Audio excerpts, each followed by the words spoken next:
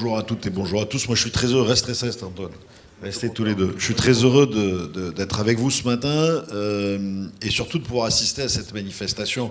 En fait, en réalité, depuis ce matin, à la fois les intervenants, votre présence aussi à tous, les thèmes qui ont été évoqués toute la matinée montrent bien cette conviction que ce territoire, que Marseille, que Aix-Marseille-Provence a un rôle à jouer de hub entre l'Europe et l'Afrique.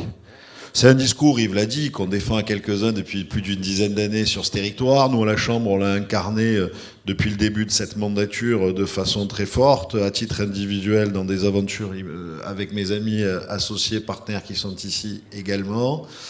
On a toute notre place à jouer. Il y a des éléments, il y a des contextes, il y a des changements. Moi, ce que je crois, c'est que c'est à nous, TPE-PME, c'est à nous, entrepreneurs, d'aller maintenant créer ce partenariat confiant, ce partenariat gagnant-gagnant, ce partenariat de confiance avec les TPE-PME. Le monde a changé et le développement du continent africain, actuel et à venir, ne se passera pas autrement que par les entreprises, que par l'initiative privée, que par la réussite privée. Et on est les partenaires naturels à partir du moment où on sait créer des relations gagnantes-gagnantes. À partir du moment où on sait faire des échanges basés sur la confiance, sur le business. Et même le financement, qui est un vrai gros problème, on a probablement, nous, entrepreneurs en Europe, un certain nombre d'avantages pour pouvoir accompagner nos amis entrepreneurs africains, dont on a beaucoup à apprendre aussi. Donc moi, je crois que voilà, le message que je voulais vous délivrer, je suis particulièrement fier que cette journée ait été organisée, à plusieurs raisons. D'abord, par le club immobilier. Je me sens un peu chez moi aussi, donc j'apprécie particulièrement l'initiative, par mes amis des MIA, ils se reconnaîtront, et puis qui a mobilisé tout le territoire. Et puis je vais vous faire une remarque supplémentaire. Je ne sais pas si c'est volontaire ou pas d'ailleurs. Il n'y a pas eu d'élus, ou j'en ai pas trop vu depuis ce matin. Je sais pas si c'est les copains, ça, c'est mes copains du club. Mais non, mais la réalité c'est quoi ? C'est que le sujet du développement économique de l'Afrique, il passe plus par la diplomatie habituelle. Sinon, on continuera comme depuis toujours. C'est à nous, entrepreneurs, des deux côtés, des deux rives, des deux continents, qu'il appartient de réussir. Et pour ça, les entrepreneurs de la diaspora, tu parlais tout à l'heure de des repatriés et de la diaspora, c'est notre lien. Et ce territoire, dans ses gènes, depuis 2600 ans, depuis qu'il est né sur les échanges avec la Méditerranée. Et d'un côté de la Méditerranée, il y a le continent africain, de l'autre, il y a le continent européen. On est le hub naturel, on a les liens historiques, on a l'envie j'entendais tout à l'heure, mais je me suis installé à Marseille, je suis à Marseille. On a tous les éléments. Et on a aussi un certain nombre d'entre nous qui ont envie de s'installer en Afrique. Voilà, bonne fin de colloque.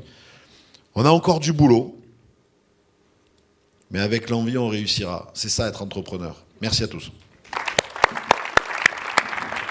Merci. Merci Jean-Luc pour ces mots encourageants.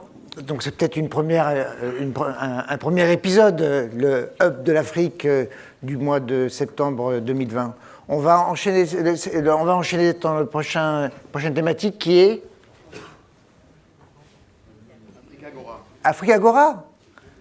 Donc on va avoir il n'y a plus de thématique. Eh bien, donc on va attaquer avec un mot de remerciement. Donc c'est le moment des remerciements. Je vais peut-être avoir juste avant un petit slide sur les remerciements, parce que cette journée-là, elle n'aurait pas été possible, imaginée, sans tous vous intervenants qui étaient là présents aujourd'hui, et parce que on a les différentes personnes donc à remercier qui ont permis l'organisation. Je crois qu'il y a une slide qui est sur l'organisation. Je voulais dire un grand merci parce que c'était effectivement en quelques semaines, en quelques mois, on a monté cette opération-là, et sans Africa Link, sans la Chambre de commerce et sans Denis Berger, Denis, tu viens ici s'il te plaît. Denis, tu viens ici. Je voudrais que vous fassiez un tonnerre d'applaudissements à Denis Berger, parce que sans Denis, c'était pas possible. Merci. Et voilà. Et comme diraient nos amis africains, seul on va vite, mais ensemble on va plus loin.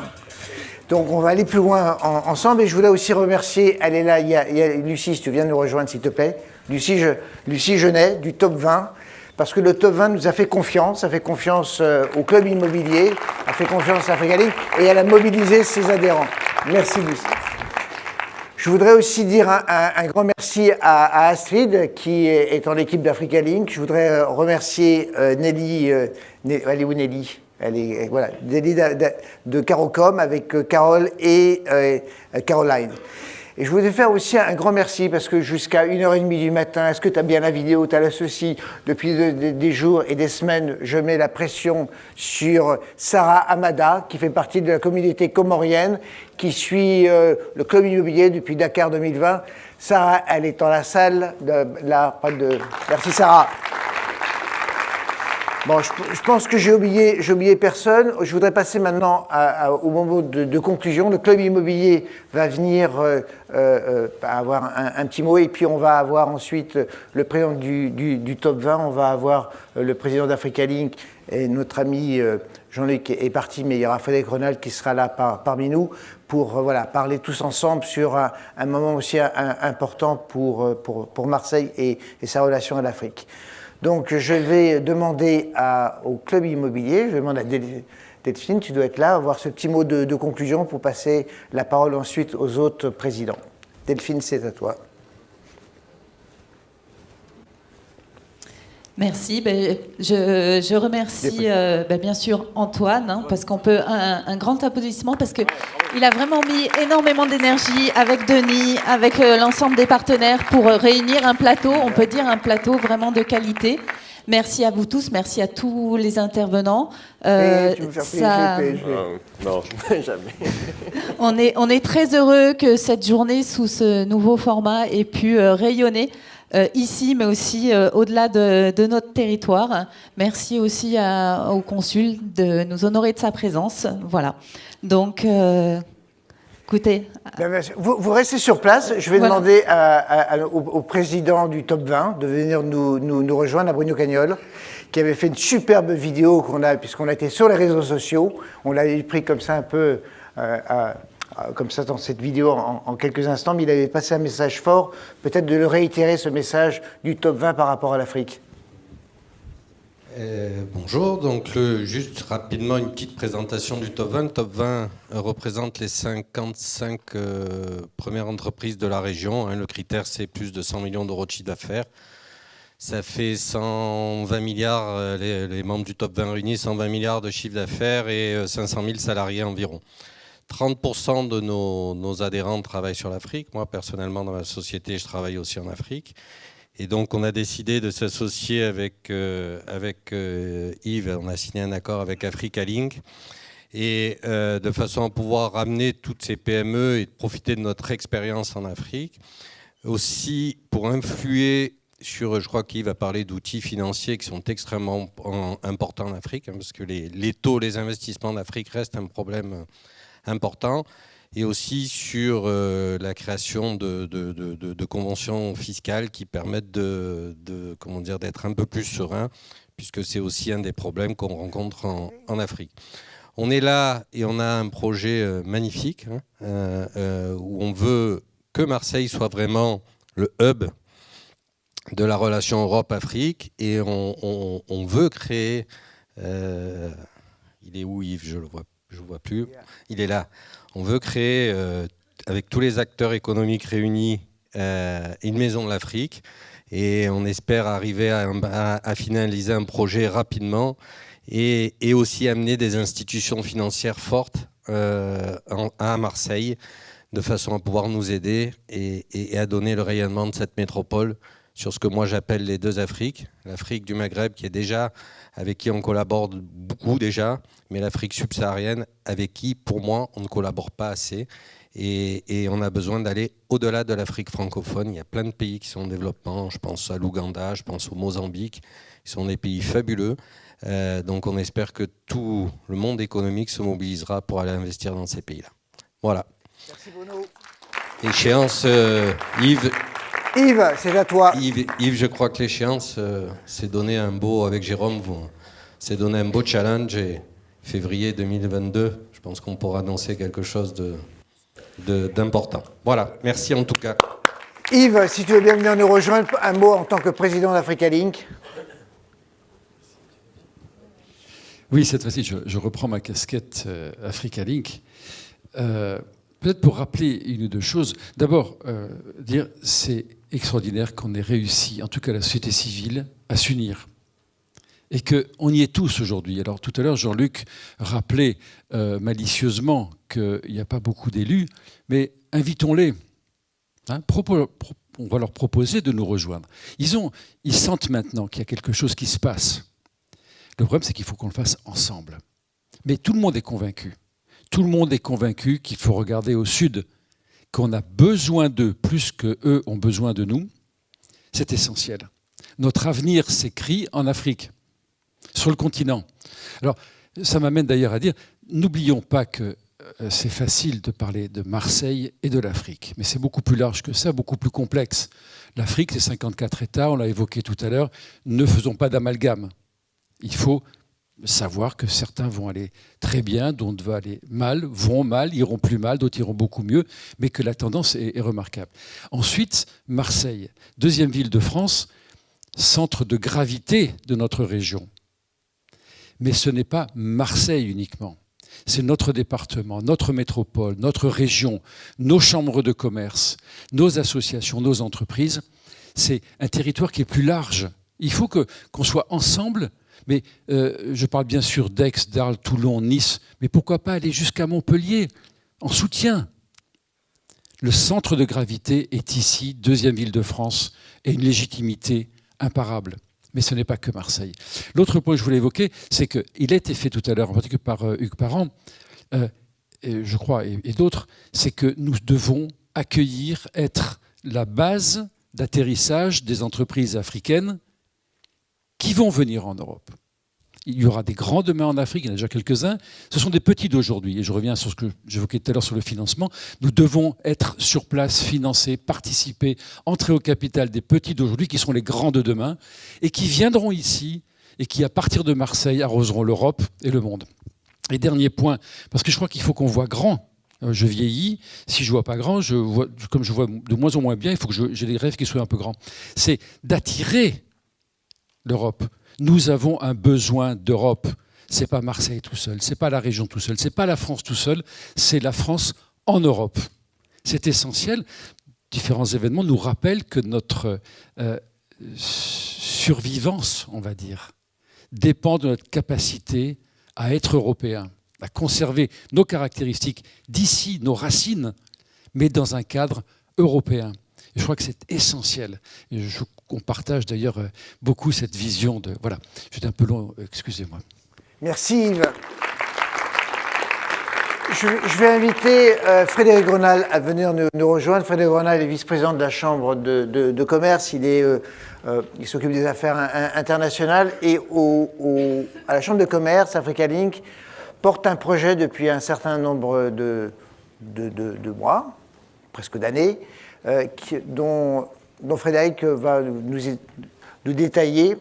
Juste avant que Frédéric parle, je demanderai, quand Frédéric aura terminé, que tous les intervenants de venir ici sur scène, on fera une photo générale. Frédéric, c'est à toi. Qu'est-ce qui se prépare? Qu'est-ce qui attend les tuyaux ici à Marseille? Il y a deux lampes là-haut. Je félicite tous ceux qui sont passés parce que c'est assez difficile d'être ici. Hein. On est en plein soleil. Écoutez, moi, d'abord, j'ai été bluffé par tout ce qui s'est passé ce matin. Et je vous en remercie d'ailleurs parce que quand il y a 5, 6 ans, 7 ans, avec Jean-Luc, on a dit Marseille, ce sera le hub de l'Afrique. Marseille, c'est ce hub naturel. Finalement, on pouvait nous dire à l'époque, c'est facile à dire, mais finalement, comment est-ce qu'on le fait? Et ce que je vois aujourd'hui, c'est que naturellement, Marseille est ce hub. Aujourd'hui, entre l'Europe et l'Afrique, et on a vu tous les intervenants, la qualité des messages qui ont été passés. Donc, ouf, merci. On ne me traitera pas de menteur ou de Marseillais en pensant que la grenouille voulait se faire aussi grosse que le bœuf. On a, je crois, réussi une première étape, qui est celle de dire, aujourd'hui, il y a un ensemble d'acteurs engagés dans ce projet de faire de cette métropole ce territoire tourné vers la Méditerranée et l'Afrique. Alors il y a eu un certain nombre de choses qui ont été faites. Cette journée, cette matinée en est quelque part la preuve que ça a fonctionné. La deuxième étape, c'est de dire finalement, on est cette ville qui se veut africaine, on est cette ville qui se revendique dans un grand projet transafricain, mais on n'a pas de lieu pour ça. Alors, on a des lieux pour la culture, ça on en a, on a des lieux pour l'innovation, tant mieux, c'est bien. Mais paradoxalement, dans cette ville qui est la plus africaine d'Europe, on n'a pas un seul lieu qui parle d'Afrique. Que ce soit l'Afrique de la culture, que ce soit l'Afrique de l'éducation, que ce soit l'Afrique de l'économie, rien. Rien. Ne me demandez pas pourquoi, je ne sais pas. Je ne sais pas pourquoi, à Marseille, depuis 50 ans, on n'a pas créé un lieu qui parle d'Afrique. Eh bien, moi, je pense qu'il est temps qu'on le fasse. Il est temps qu'on le fasse, il est temps d'abord qu'on n'attende pas les politiques le fassent. N'attendons pas que les politiques fassent à notre place ce qu'on est convaincu qu'il est bon de faire. Faisons-le. Faisons-le avec les entrepreneurs, faisons-le avec tous ceux qui ont envie qu'on ait un outil, au-delà du symbole, qu'on ait un outil qui nous permette de mieux travailler avec l'Afrique, qu'on ait un outil qui valorise notre territoire, parce que quand on recevra les futurs leaders africains ou les leaders africains, on aura un lieu pour les accueillir, et un lieu qui marquera cet attachement du territoire à ce continent africain. On a besoin maintenant d'un outil physique, alors ça tombe bien, parce que je suis au club de l'immobilier, donc il va falloir des mètres carrés. On peut penser qu'avec 500 mètres carrés, on aurait déjà un assez bel outil. Je parle volontiers d'outils. On a beaucoup parlé de symboles. Avec Jean-Luc, on a beaucoup parlé de ce totem. C'est important. C'est important parce que finalement, on a besoin de rendre crédible, d'avoir des outils qui rendent crédible cet attachement que nous avons à l'Afrique et cette ambition que nous avons avec l'Afrique. Mais on a besoin aussi d'un lieu, tout simplement, pour bosser, rencontrer, se rencontrer, d'un lieu aussi où on peut innover. Moi, j'ai entendu beaucoup de choses qui font appel à des projets. Innover, par exemple, dans la formation. On est en train de travailler avec Alexandre et avec beaucoup d'autres acteurs pour essayer d'avoir une chaire Afrique. Pourquoi est-ce que nos étudiants, nos jeunes étudiants, on ne les formerait pas à cette culture et à ce marché africain ? On a besoin pour ça d'avoir des lieux où on puisse le faire. Et on a besoin maintenant de construire ensemble ce lieu. Ça aurait été peut-être trop tôt, il y a 6 ou 7 ans ou 10 ans. Je pense que c'est le moment de le faire. Voilà, donc on est en train très activement de chercher un lieu. On a déjà des pistes très intéressantes. On a parlé avec un certain nombre de membres. Le top 20 nous a fait le plaisir de rejoindre Africa Link et on peut penser qu'entre les entrepreneurs d'Africa Link et les entrepreneurs du top 20, il y a une force de frappe, il y a une puissance à la fois financière mais aussi une puissance de conviction qui va finir par emporter ce projet. La Chambre, bien sûr, est derrière, puisque c'est le grand projet de notre mandature. Et mon petit doigt me dit que ce sera probablement le grand projet de la prochaine mandature, mais ne dites pas que je l'ai dit. Donc on est aujourd'hui prêt à le faire. Maintenant, il faut le faire. On est très activement en train de chercher des locaux, des lieux. On a besoin de mètres carrés maintenant, parce qu'à partir du moment où on aura les lieux, on aura un business model. On veut aussi une maison de l'Afrique qui soit une maison de l'Afrique des entrepreneurs. Et une maison de l'Afrique des entrepreneurs, c'est pas une maison d'Afrique subventionnée. C'est une agora qui aura sa propre rentabilité, qui aura son propre business model. C'est la seule façon pour que ce soit scalable. C'est la seule façon pour que cette agora elle puisse se développer en Europe, mais aussi en Afrique.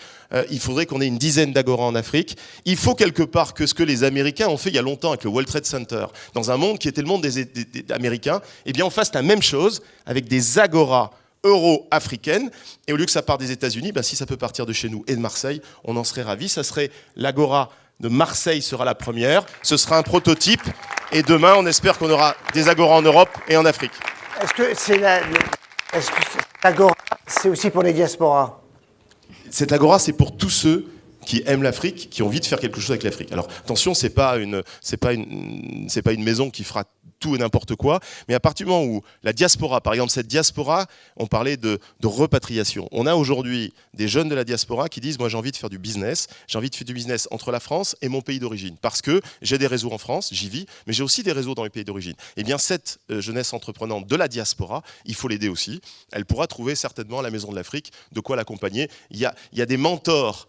Chez Africa Link, il y a des mentors dans le top 20, il y a des gens qui peuvent les accompagner, il y a des gens qui peuvent les conseiller. Ça fait partie de ce qu'on va créer, de ce qu'on veut voir créer dans cette maison. Moi, ce que je vous propose, c'est d'inaugurer, de pré-inaugurer cette Maison de l'Afrique Africagora. Si vous voulez bien... Avec voilà. Bruno et avec, voilà, les parrains de ce projet. 1, 2, 3, soleil. Allez. Voilà, c'est magnifique.